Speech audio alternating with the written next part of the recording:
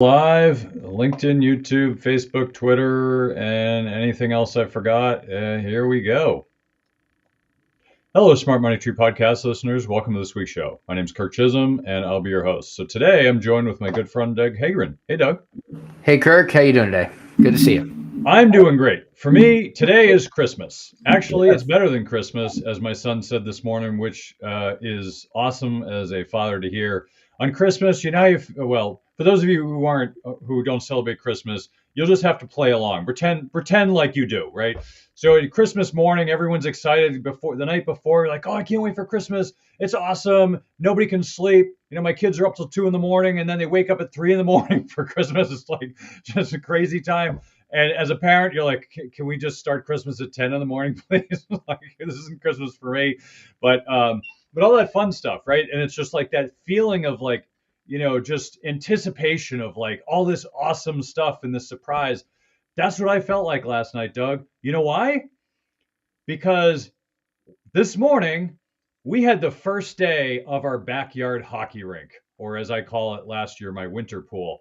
So we put this thing up about a month ago, and of course the weather has been between 30 and 40 degrees all winter up until this week. So even if you could get even a little thin layer of ice, the sun would just wipe that off in about 5 seconds because we had like 50-degree weather after a snowstorm last week. We got like 8 inches of snow, and then the next day was sunny, and all the snow disappeared. The 6 to 8 inches completely disappeared from everywhere. So we had a great start. As you could tell, I'm a big Team USA fan, right? We had this has kind of been a thing. We started doing it last year. My boys went to Lake Placid for hockey tournaments, and unfortunately, the teams couldn't get their crap together. So one went one weekend, and the very next weekend, my other kid went. Like, you couldn't go on the same weekend, so we could all do it. Anyway, awesome experience. If anyone has kids and they play hockey, you have to take them to Lake Placid. I assume if you're religious, it's like kind of going to like Mecca or wherever the centralized places of your religion. Like, it is just magical. Like, if you don't know what it's about, watch the movie Miracle. It's a Disney version of this stuff, but it's unbelievable. And just the sentiment, and you just start feeling tingle. You get these tingles all over your body when you're there. Like, this is where it all happened. I got to my kids played on the 1980 rink. I actually got to skate around the rink, which is really cool. It's kind of been commercialized, but it's so cool. Anyway, so we're up there. We got these T-shirts. So I got my kids. Everyone got their own T-shirt. I'm Silk. That's the name of my shirt. There's McClanahan and O'Callahan are my kids. So obviously the big stars of the movie is what they wanted. But we had a good time this morning. Went out. My kids out there 5:45 in the morning. Woke me up. And we went out there and skated until they had to go to school. And so we anticipate having our whole neighborhood over here this weekend because nobody can resist a big piece of ice in somebody's backyard. So yeah, I'm excited, Doug. This is a good one. I'm full of energy. I want to get back out there. So we gotta hurry up and satisfy the listeners so I can go out and satisfy myself in the rink. I don't want to bring a tear to your eye, Kirk, but it's been basically around zero, slightly negative, slightly single digits. The outlook coming up for the weekend is we're going to be in the high 40s. So, enjoy your ice while you have it, but you might want to not put away those swimsuits yet because I think you're going to be swimming in about a week. No, actually, as of Monday, Doug. So I've been watching this like a hawk. Today, the high of 29. Tomorrow's 20. The next day, 26. And Monday's 37. Then 38. Then 42. Then 51. Then 38 and 42. That's the outlook for my rink. So I have today, tomorrow, Sunday, and probably Monday, or maybe even Monday night, depending on how hot it gets. My prognosis is I'm gonna be skating on that ice until I fall through it. Have you considered maybe next year just building yourself a putting green or something? Because the way that there's no such thing as climate change supposedly, but I don't know. Your ice rink's been under a lot of duress the last couple of seasons. You might want to start thinking about a summer sport for winter. Putting is for old people, Doug. I don't putt. I'm not. I thought that was pickleball. Sorry. Yeah, no, that's pickleball. Sorry, old people's for pickleball. I always rib Doug about pickleball because he's a tennis player, and I say, "But you must make a great pickleball player, Doug." I am. It's pretty Oh easy. boy, it's good times. Well, all I can say is this for me is the best time of the year. Last year we got 6 days of ice in the backyard.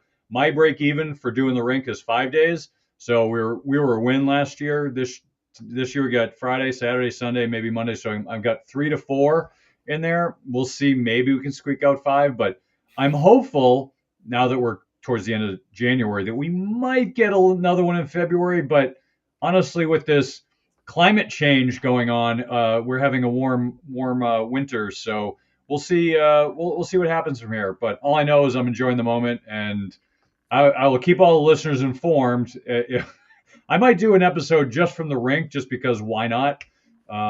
Those of you who saw me on LinkedIn last year, I did an episode called the Winter Pool, uh, which it was what we called it because it never froze. But it was a lot of fun. Anyway, you guys aren't here to listen to me talk about hockey. If you are, I can talk. You just let me know, shoot me an email. But we're here to talk about investing. So let's talk about investing. So let's dive right in. So um, we're going to talk about a lot of stuff, but one thing I did want to kind of start with because I thought it was interesting is there was a let's see, a new paper. It was on Twitter, but this new paper basically did an analysis of news coverage between 1850 and 2020. And it finds that the news has become increasingly negative across all states in the past half century. Um, I don't know about you, but 1850 to 2020 is a little bit more than half a century. So maybe what they meant was 1950. I hate to call people out. It does say 1850, but I think someone's really bad at math there. So I'm just gonna move on, and we'll just chuckle at our own. Kirk, let's be honest. You love calling people out. Come on now. I do. Especially, I do. especially when it's this egregious. I do. Yes, this is not a chart crime. It's more of a tweet crime or I don't even know what you call it nowadays. Anyway, so I'm showing the chart on this for all these who are on YouTube or can go watch the video. Basically, it's just showing the news based and the economic sentiment, news based and non news based. And as you can tell, the sentiment started. It looked like it was right around like the late 70s. Let's just say within the band, the early 80s. It peaked out in the mid to late 70s and just has gotten increasingly negative over subsequently the next like 50 years. And I find this interesting, but I also want to point out that I didn't do this research, so I don't know how they collected the data. I don't know how they deciphered, the information. And so I want to use this as an opportunity to kind of walk through the how you think about things. So here's an example of how to think. So you got a chart here. Obviously, it's like bumping along. It's got some volatility. Right around World War II. Obviously, it was really negative, and then all of a sudden, right around, well, actually, I don't know. I think it was a Great Depression. It 32, 33, somewhere in there. It bottomed out, and then it went up right around the mid 40s. So who knows what the news was like back then? I wasn't around, but if you think about like a chart like this, everything's bumping along within a certain standard deviation is what it looks like. I can't tell because the metrics aren't clear. But let's just say it's a standard deviation. Okay, it's within one standard deviation is normal, and then all of a sudden now we're like -4 standard deviations. So are they saying that things have never been as bad as they are now? Well, maybe. I don't know. Maybe that's true. I don't. But the question is how do you analyze this? Can you just say yes? I totally agree. The news is very negative. It's always very negative. And well, I don't know. Have you ever looked at the news 100 years ago? I haven't. But from what I've heard, despite the news being very polarized now, and because of technology, it has allowed them to become very scientific with how they manipulate people. And don't don't misunderstand what I'm saying, right? Some people say, "Well, it's not fake news, it's this and that." It's all fake news. Like it's the news organization's job is to sell advertising so they can make money. Their job is not to provide you news for free. That's not their job. Their job is to make money. And it used to be that where the news was actually a loss leader.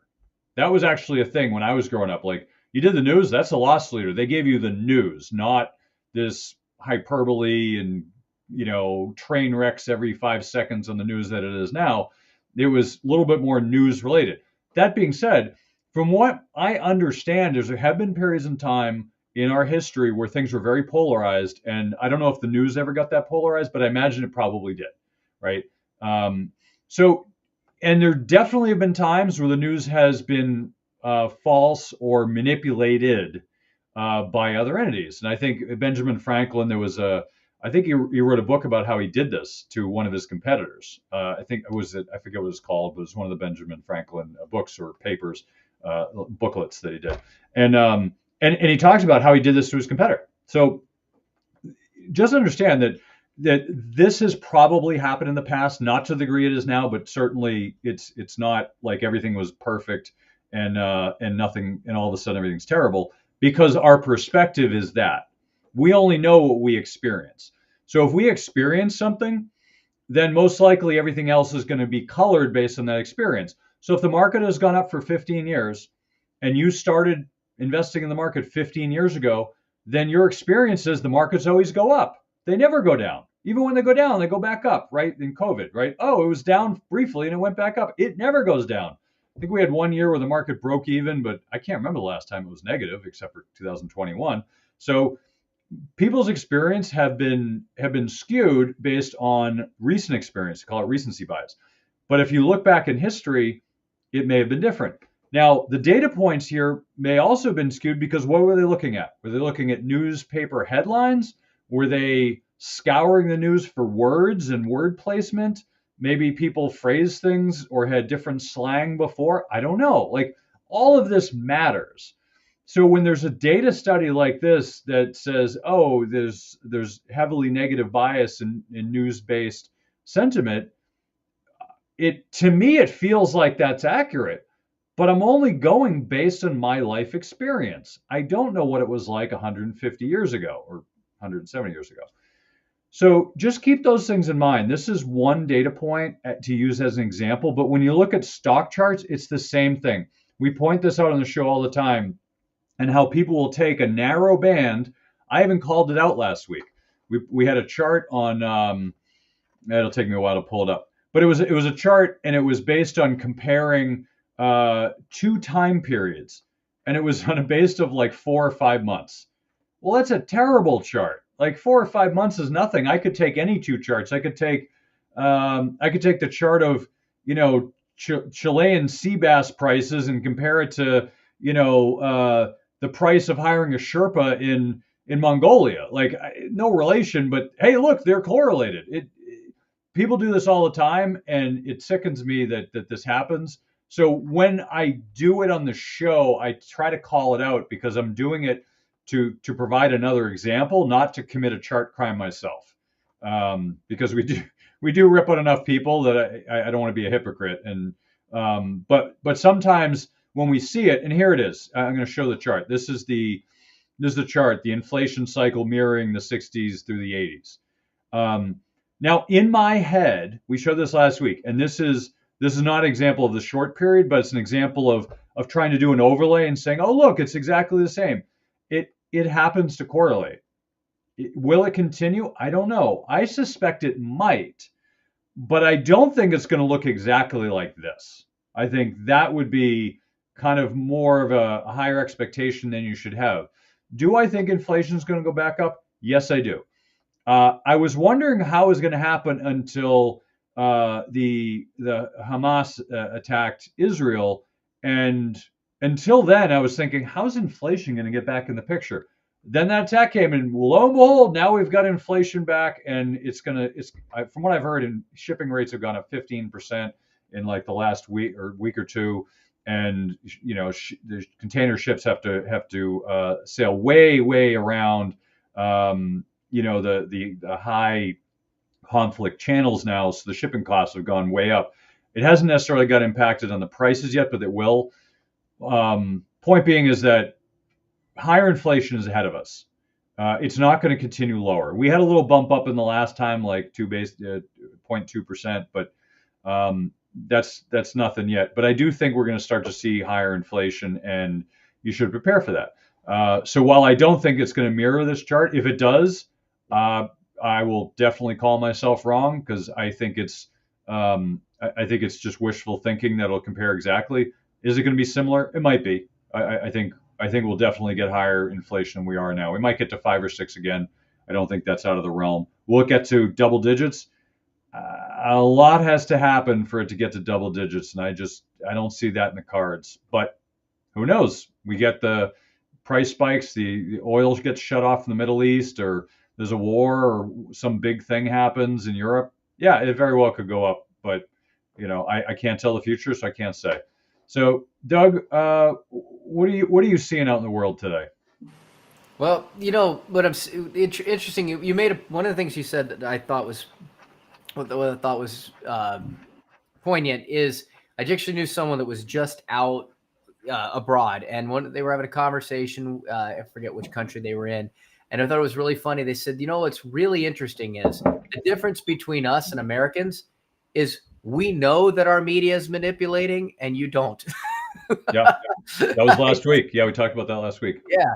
So And they were from the UK, by the way. yeah, exactly. They were in the that's right. They were up there. They were in I think it was Ireland, is exactly where they were hanging out. So Yep. anyway, it's just it's one of those things where it's still continuing to be fed a lot of stuff that you really have to sit back.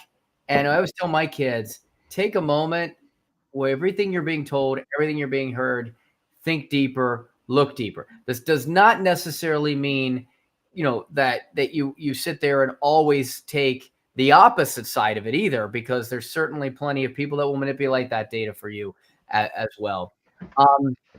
We saw a couple of things I've seen out there, and I think this to me, when we talk about inflation and we talk about where the trends of inflation are heading and whether or not they're going to go back up or go down, one of the things that we're still seeing a tremendous amount of inflationary challenges is, and we've talked about this before, haven't talked about it in a while, but it's real estate, right? Right now, last year, I believe we started to see that that there wasn't necessarily a lot of pressure coming on individual homeowners who were trying to sell. They're locked into 2.5% rates. They're not under the pressure of selling. New builders were under the pressure of selling. So we started to see a little bit more of a supply, more of a supply come out of the new builds, and a little bit of a price decrease on new builds. We also started to see that again, some news came out that what the builders were able to work with was some builder financing. They were also able to work with some terms or kind of some discounts and things to get those things moving, because they can't sit on them. But new builders are struggling to deal with financing, right? Just like you and me and everybody else, it's gotten harder to get more capital.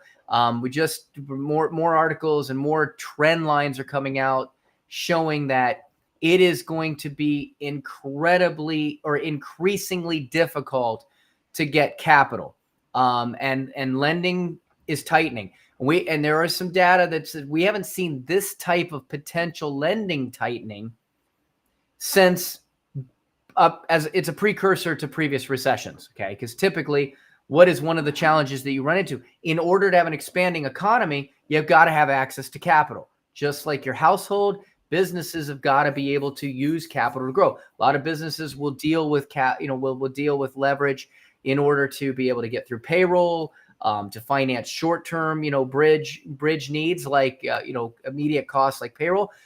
They'll also use lending to get into larger capital deployment and try to expand or grow their business and upgrade equipment and hire or take over market share.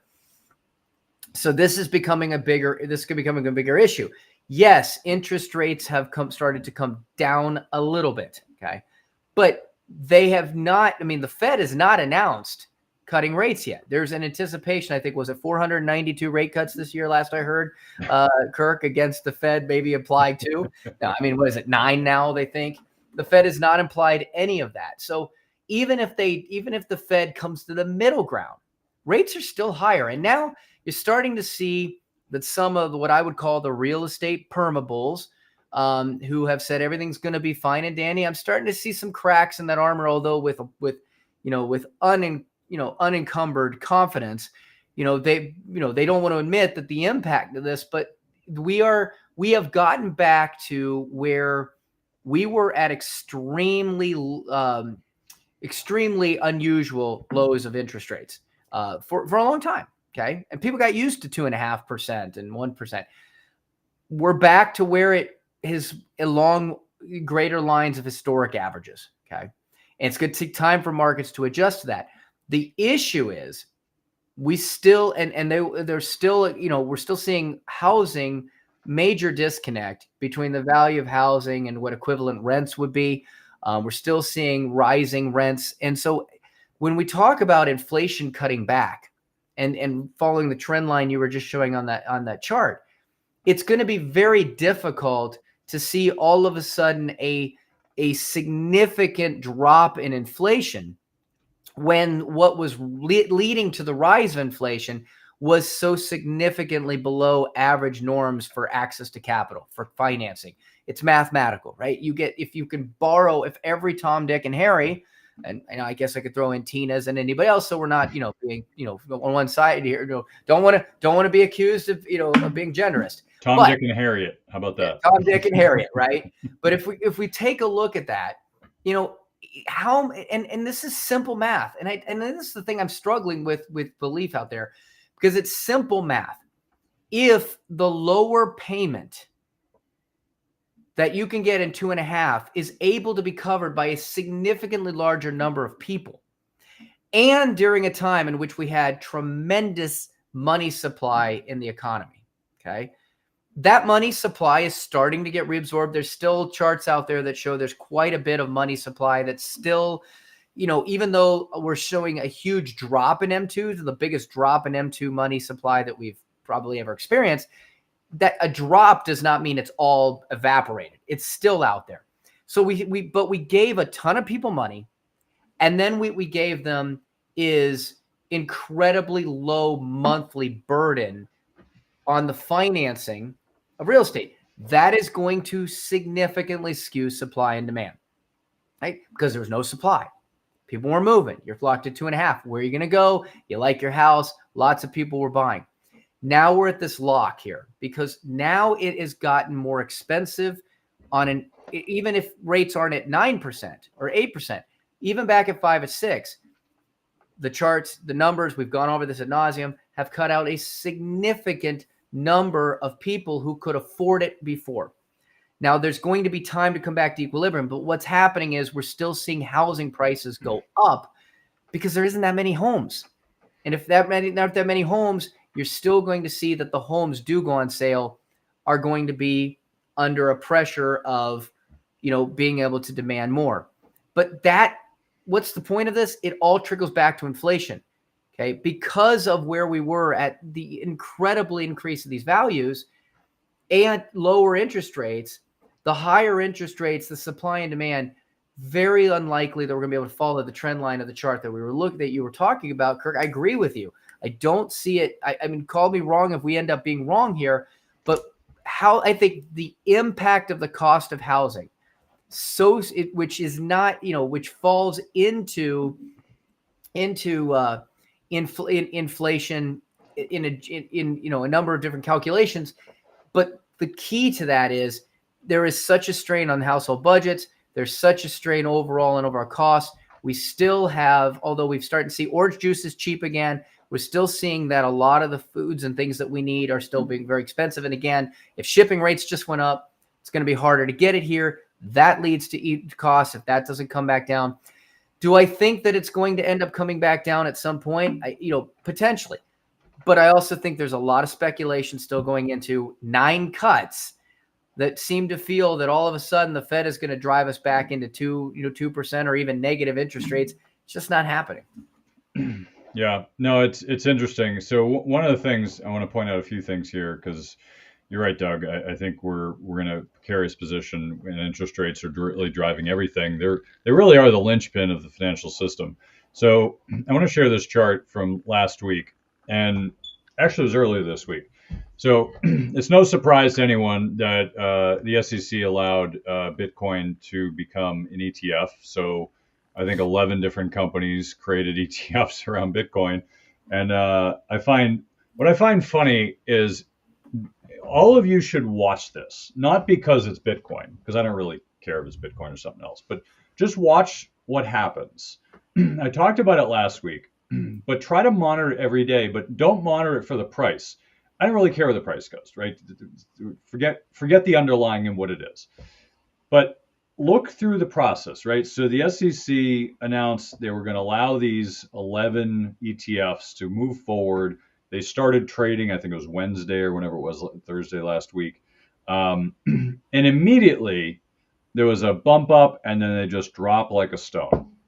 And they went down, I think today, maybe yesterday was the first day, maybe yesterday was the first day it went up. But it's been basically negative for a while. And this is expected. I called this in the show. You can go back to the episodes and listen. All of my perma crypto bulls friends that think it always goes up no matter what, and there's always a bullish case if they can find it. They're all saying, "Oh, it's going to go through the moon. Look at this research. It's going to go through the moon." I'm like, well, consider that every time that there's been a positive news come out, Coinbase going public, the BitO ETF, I think was the futures when that came out, and there was like one or two others. As soon as that happened, the price dropped. And you think, yeah, but you can now buy BitO futures and now you can buy it and you should be okay, right? I don't know. I have absolutely no idea why this happens, but it happens. So what I'm guessing is that if you think about the financial system, there are buyers and sellers, and then there are retail and there are institutions. The retail is what Wall Street calls the dumb money. I'm not saying they're dumb, but Wall Street, it's a pejorative term that Wall Street calls retail investors dumb money. And then they call the smart money institutional investors.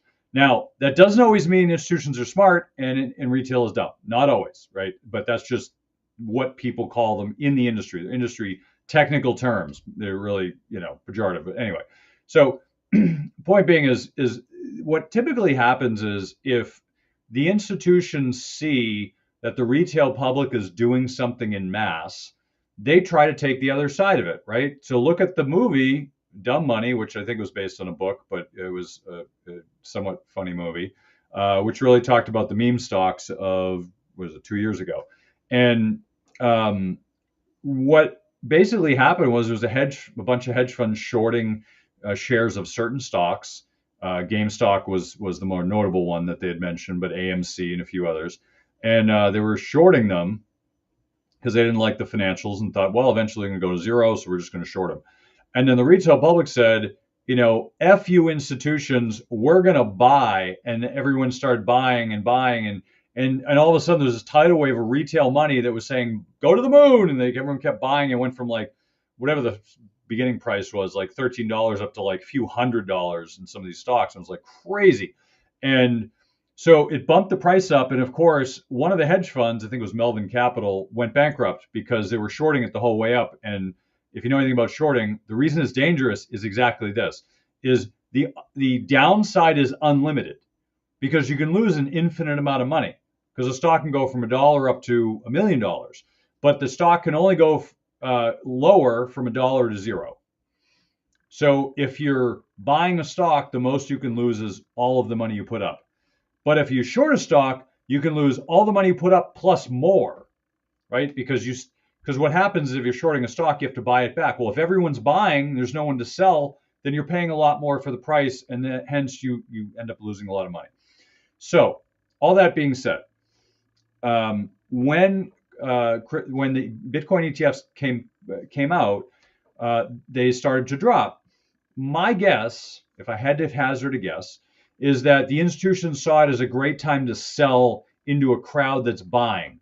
There was a huge crowd saying, I want more, I want more. And the institutions were like, we want out, here, take our shares. And they kept dumping it on the public and it dropped the shares. Now they've stabilized today, but I'm showing you this for a different reason. And as I mentioned, you want to watch when something comes out that's new to see how it reacts. Don't jump in, just watch it. So when these came out, this is like, I don't know, like 2 to 4 days in. Now, what do you notice here? Now, this isn't all 11. This is whatever it is, 8 of them. And the 8 that I could find. I know there's some more, but the 8 that I could find. So I started tracking these because I wanted to see how they would do. And I've seen this happen in the past, which is why I did this. I wanted to see what would happen this time. So in the past, I think I've told this story. I personally bought a inverse financials ETF in 2008, which should have been up like 40%, and I ended up losing like 5 or 8%. I should have made money because the financials went down and it was a bet on financials going down. And instead of making a huge bunch of money, I end up losing money on an ETF that should have done what it was supposed to do, and it didn't. Why? I have no idea. To this day, I still have no idea why I didn't. But that's not the point. The point is, it can happen. Just because it's supposed to operate a certain way doesn't mean it necessarily does. Is there somebody manipulating the system? Maybe, but they never got brought to justice, so I'm never going to know. So if I look at this, right, now what's the first thing you notice? These are all Bitcoin ETFs, which means that if they're doing a good job, then the returns should mirror the returns of the Bitcoin, right? The underlying. Now, I don't have live prices on this system because they just stopped, whatever, they just stopped allowing it. So I'm not going to try to hazard a guess what the return was at that moment. But I don't need to, because look at this. There's 8 different ETFs, and I would say 3 of them are within stone's throw of each other, like really relatively close. 2 of them are the same return, the negative. So between negative 65 basis points and negative 71 basis points, there are 3 of them. There's 2 of them that have exactly negative 1%. One is negative 0.8, one is negative 0.85, one is negative 1.21. How the heck are they that far apart on an ETF which is basically owning the underlying? So the worst scenario, we're looking at basically a, what is that, 65, 55 basis point spread. That's 56, like a 56 basis point spread. That's a 0.5% difference on the same underlying. It's like having Microsoft 1 and Microsoft 2. It still is Microsoft, and having one's up 1% and one's up 2%. How is that possible? That's basically what's happening here. It's like, oh, I'm buying orange juice. Well, you can buy it at $1, or you can buy it at $1.85. Which one do you want? I don't know. Like, I don't know which one's correct. And what's funny is that you might say, well, obviously I want the 0.65 one. That's the fidelity in this case. Obviously I want the one that lost the least. Okay, that's a good thesis. I didn't take a picture the next day, but I did look at it, and I noticed then the fidelity one was down more than the others. So it's not that it's better and it performed better. It's just the volatility is all over the map. So it's a huge spread. And I'm sure people made a lot of money on this, by the way. The smart people did. But they all should center around the same return. And eventually I think they will, because they one was doing one thing and then another, and then it bounced around. It shouldn't happen, but it did. So the last reason I'm bringing this up, and I'll give it back to Doug, is that if you're trying to buy into something new, like a Bitcoin ETF, right? Originally, there was GBTC, which is the original closed-end fund that owned Bitcoin by Grayscale. Then came BITO, which was a futures. It basically owned Bitcoin futures, which is different from Bitcoin because the futures have a drag on it, which means over time it'll lose money, just based on how the futures markets work. I don't have time to explain it here, but based on how the futures markets work, if you own futures consistently over time, you'll lose money because over time the drag is every month you have to roll it to a new futures, which eats up into your returns. So BITO wasn't the greatest strategy because of that, but it was a second choice. And then all of a sudden this came out, and they're like, all right, everybody's got ETFs now. So there's a lot of rotation going on and moving between each other and all that. And I assume that's probably a lot of it, because I saw some of the numbers, and a huge bunch of money left Grayscale and went into others. But I wouldn't make any changes or even look around right now. And this is not a recommendation, by the way, until things settle. Like when the returns, if you can look at these 8 and see the returns are basically the same within like 2 basis points of each other, I'd say, okay, now it's settled. If you want to make a change, now's a good time. But until then, I don't know what it's going to be. Like, is it people selling huge chunks? They buying huge chunks? I have no idea. But that's how you should think about these things. Don't just jump in and be like, "Ah, Bitcoin, I love you," and fly right into the fray with everybody else. Just be patient, right? There's plenty of opportunity. It's actually gone down, so if you waited, you probably would have a better price. But regardless, this is how you should think about investing. Don't just be run around by your emotions. Don't let emotions lead your logic. You have to think about it and say, all right, I don't need to be in the first day. It's okay if I'm not. IPOs are no longer a big deal because if you're getting in at $15, it goes out at 100. Well, you should have got in at 15. 100 is a little too late. So just think about what you're doing and don't be too hasty. Don't be too like rushed to get into something so that you feel like if I don't get in, the world's going to end. I know a lot of successful investors who've never invested in Bitcoin and they're going to be okay. The world is going to keep on spinning. The sun's going to come up tomorrow. You don't need to own it, right? Don't feel like you need to because your brother, your sister-in-law, your cousin owns it, your neighbor. Don't worry about it. No one needs to own this stuff or anything. Pick your poison. Pick what works for you and what doesn't work for you, and go from there.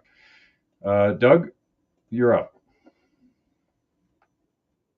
Yeah. So one of the things I pulled, I threw it in there as a chart because you were talking about the to the moon, the stonks. AMC Entertainment Mm-hmm. Holdings was one of them, and if you take a look at 2021, it went from roughly $4 to $5 a share after multiple years of extreme decline in its value. And of course, COVID did not help when theaters were closed. To all of a sudden, in what was a matter of days, it was driven. And I don't know if the hedge fund was squeezed on AMC or one of It the other was. ones. I think it might have been Yeah, it was. AMC. AMC, it actually spiked to almost $600 a share in a matter of days.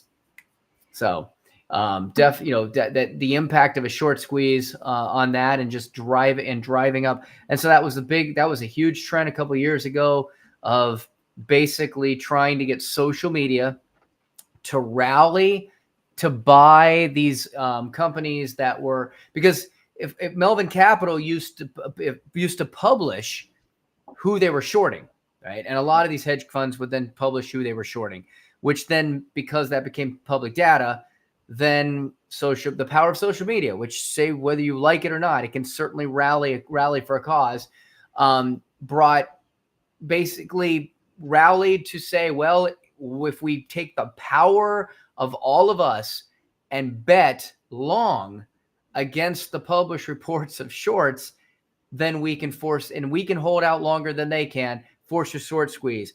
What happens is instantly, in order to cover those shorts, the price spikes, and therefore those that got into it early clearly did well. But you can see what's happened since then.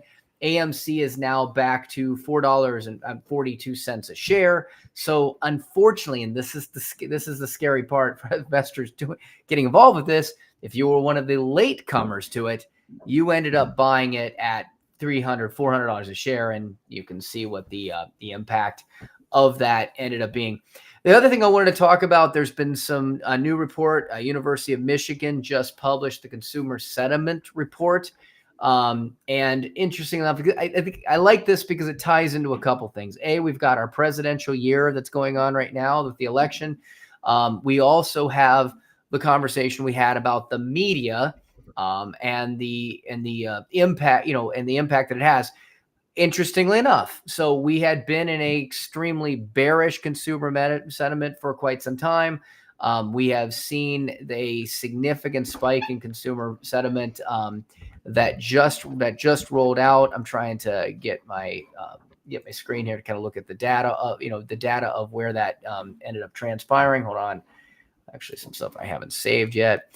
It just hit a 2.5-year high. Again, that's inflation expectations easing. But the other thing that I think was pointed out very, very, very, very clearly is people are happier about the economy because they're hearing good news about the economy, especially employment. So obviously, so one of the things that people will talk about is the impact of consumer sentiment on market outlooks and things like that. But remember, also be aware that consumer sentiment is very lagging. Now consumer sentiment is super high. Well, that was after a significant, run up in the markets last quarter. Guess what? Consumer sentiment was very low when the was still low during those time. All of a sudden it goes up. Now people feel better. Okay. um Respondents, this is coming from a post from a gentleman, Jared Bernstein.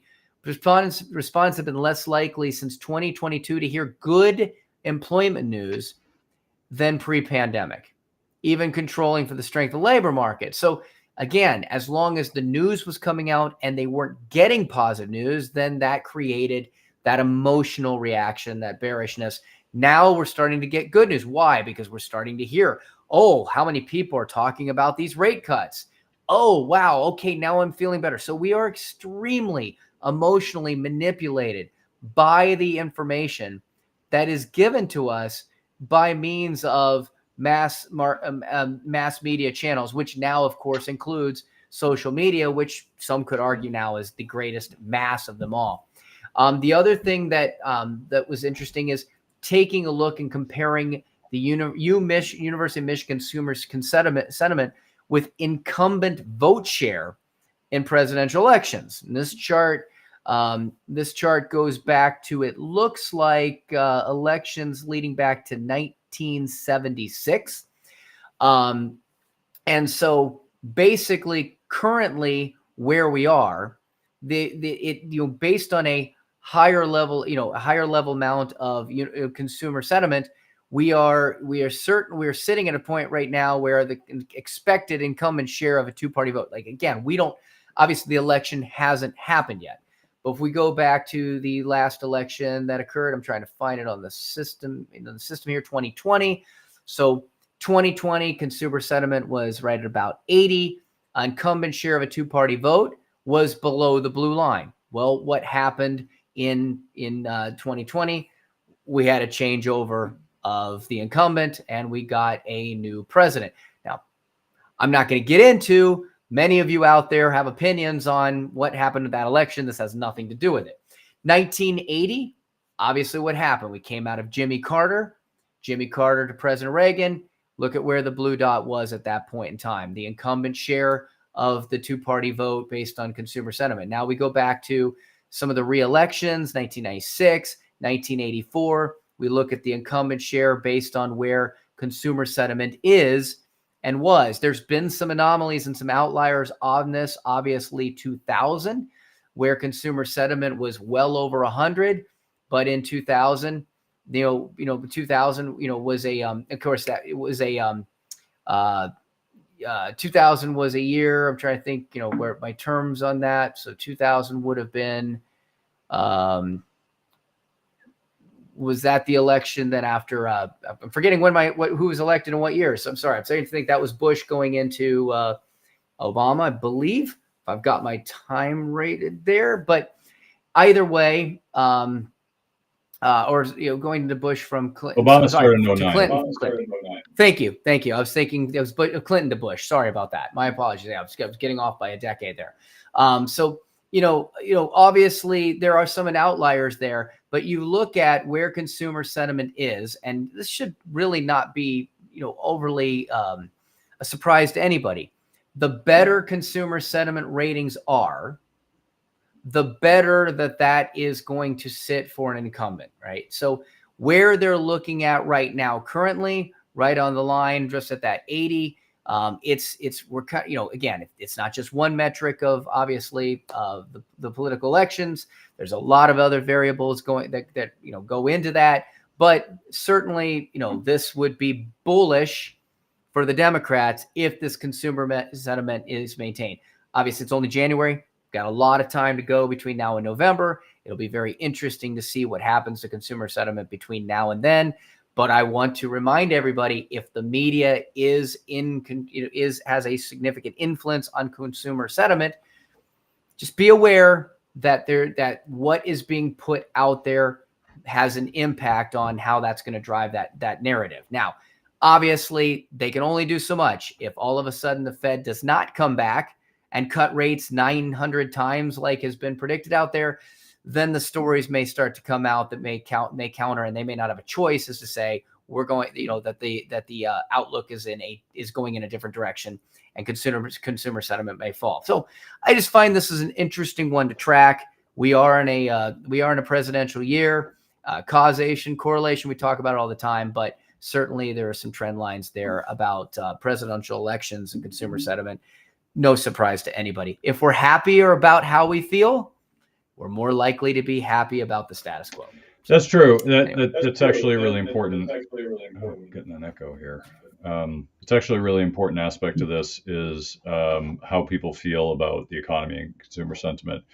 And I think as you look at that old chart, you'd see that like consumer sentiment is off the charts. It's above 100, which is the same as it was in 2000, which of course you remember 2000 was the peak of the tech bubble, and everyone was happy about everything. So I would say the thing that you want to be mindful of here is, as we go into this year, we had a on paper a stellar year in the markets. The year prior, 2022, was a terrible year. 2023 seemed like a great year. But net, they kind of came out the same, because 2021, December 31st, or I should think it was like 2 weeks before then, the market peaked out and then it dropped like a stone all through 22. So it was at the top. And then 2022, it went to the bottom. And then 2023 went from the bottom back up to the top again. Say, oh, it's doing great. But if you actually stop to look at a chart, and I am always amazed at how few people actually stop to look at a chart of what's going on in the markets. Now, I bring this up in large part because it's a big deal. Like most people just look at numbers. They're like, oh, what did the market do last year? Oh, it was up like, 5,000%. Oh, great. It was a great year. And then they look at the next year. It's like, oh, it's down 30%. Oh, that's a terrible year. And then the following year, it's like, oh, it's up like, 20%.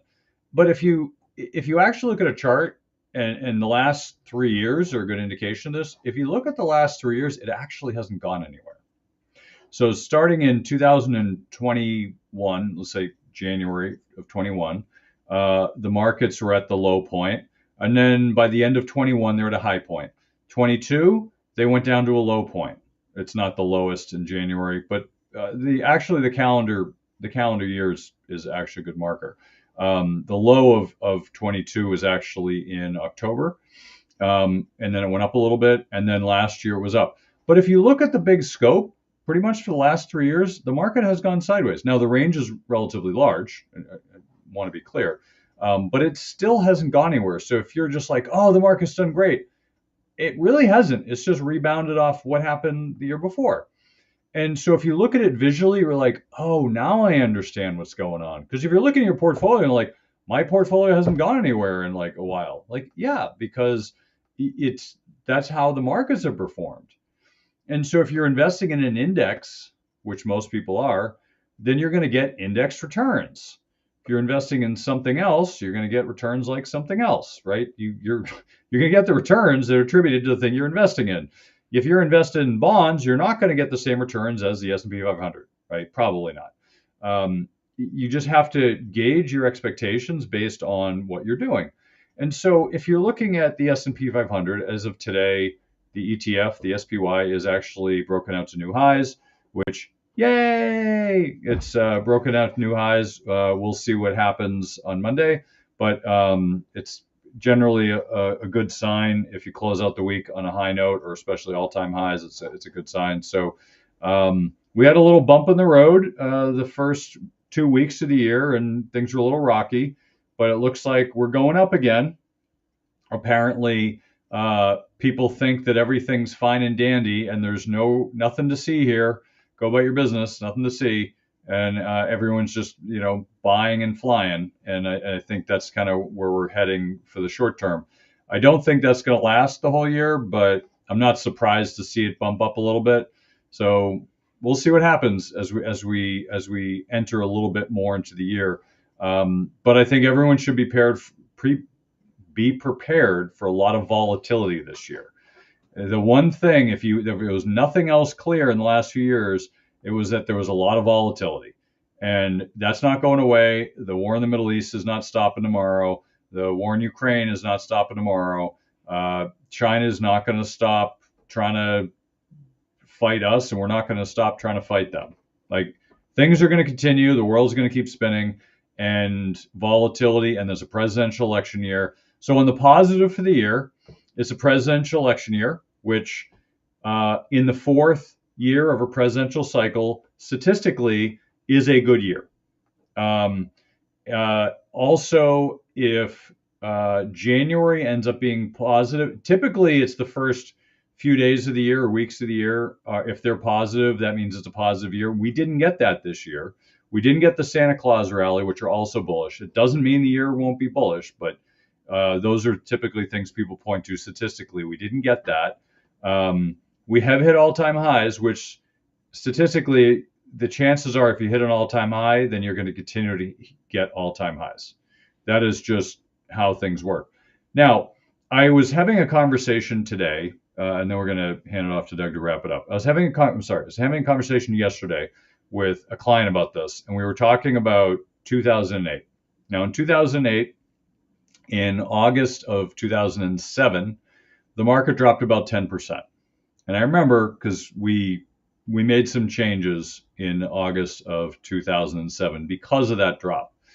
Now, subsequently, the market from that bottom point until the end of the year actually went up and exceeded the peak from before it dropped. So by the end of the year, the markets were higher, right around December. And then if you remember 2008, from pretty much January on, the markets dropped like a stone. But I point this out because a client had brought this up, and he was talking about, he's like, well, I remember you said that, you did this and you did this and at this time. And I was like, that seems very similar to what we're seeing now, is that the market hit a high point, then it dropped significantly, and then it went and met the former highs, and in this case exceeded a little bit, and then started to drop the rest of the year. I don't know if that's going to happen, but it is something that I'm thinking about, and it is something I'm focused on, because if the market keeps going higher, we'll find a way to participate. If it doesn't, then you got to be prepared for that, because I don't know if we're going to see another 2008. I don't think so, but I do see downside in our future. We're overextended. We're expensive. You got stocks that, for all intents and purposes, should not be as high as they are. You got some consumer stocks that aren't performing the way they should. Basically, big tech is through the roof. Everything else is underperforming. Not everything, but a lot of stuff, especially commodities. Commodities are not doing so hot today. But just keep in mind that if you're planning on smooth sailing over the next few years, you're not going to get it. I don't know where it ends up, but I know it's not going to be a smooth ride. It'll be a bumpy ride. And if it's smooth, then it means that we have world peace. We have a presidential election, which is normal. And you have people that are normal. And I don't think any one of those things are going to happen. So the only thing I'm looking forward to in the presidential election is the comedy. As Trump's doing stand-up and Biden is into character assassination, and Trump's got a lot to assassinate. So whatever's going to happen, it's going to be an amusing election season. I don't know if anyone's going to learn anything about either candidate or even care about either candidate, but someone's going to get elected, and there's going to be humor. That's all I care about. There's going to be humor. And if they have humor, then I'll enjoy the election season. So Doug, take us home here and wrap it up. Somebody's going to be elected, but I guarantee you that somebody's also not going to agree that whoever got elected was actually elected. And here we go again. And someone's not going to get elected too. I forgot to mention that. Someone is not going to get elected. Guaranteed that somebody, many people are not going to get at least elected. One person. At least one person. At least one person. Well, so listen, I just wanted to kind of throw out there today that as we're talking about the economy and consumer sentiment, and one of the biggest things that is impacting my generation, Gen X, is the economic impact of college. So listen, families are concerned about excessive student loan debt, financial strain, limited college choices, interrupted education, missed opportunities for aid, limited resources for other goals, negative impact on credit, stress, anxiety, lack of financial literacy, limited access to resources. If you're struggling with any of this and you have a child that is in high school and you're trying to get them motivated and you're looking at that big behemoth and looking at over $100,000, the price, we used to say the price of a house, but not anymore, but at least the price of a price of a luxury car over 4 years and an uncertain outcome. If you want to have better clarity, less stress, not, avoid hidden costs, get things in line so that you can breathe and find peace of mind, then you got to get the information you need. Go to our website, procollegeplanners.com, download our free pricing information, download our free college aid report, which will tell you how much college costs. And then if you have any questions, let us know, because the worst thing that you can do is be out there and try to navigate this behemoth on your own, make mistakes, and then have regret later. Okay, so procollegeplanners.com, check us out. Great. Well, thanks for coming on, Doug. And that's the show for this week. Go to Team USA. I know they're not playing right now, but I got to celebrate. Anyway, I'm excited to get back in the rink, Doug, and show my skills, which have withered away over the years compared to my son, who's just taken me to school, which I love to see. So that's the show for this week. Thank you again for joining us, Money Tree Investing Podcast. My name is Kirk Chisholm, Wealth Manager of Innovative Advisor Group. We don't just manage your wealth, we make your life better. You can find more about me at innovativewealth.com. And of course, you can find me every week here on the show. Please remember to subscribe to the podcast and the podcast app of your choosing. You can also check out the show at moneytreepodcast.com. On the website, you'll have access to the show notes, resources, and the archive shows. Also, we're now on YouTube. Please check out our YouTube channel. When you're there, please subscribe and leave a comment. Also, leave a show rating and comment on the podcast app of your choice. And don't forget, do your own research. This show is for informational use only. We're not telling you what to think, merely how to think about investing. We're also not selling any products or services, so do not consider this advice. If I have any problems in the show, I blame Putin. Please send him an email, express your feelings. If you're seeking financial advice, talk to an oracle or a fortune teller, or maybe just a licensed financial advisor. I'm one. As I said earlier, I'm not selling anything, but I'm easy to find. Have a great week ahead, and remember, no one will care about your money like you do, so invest in your life.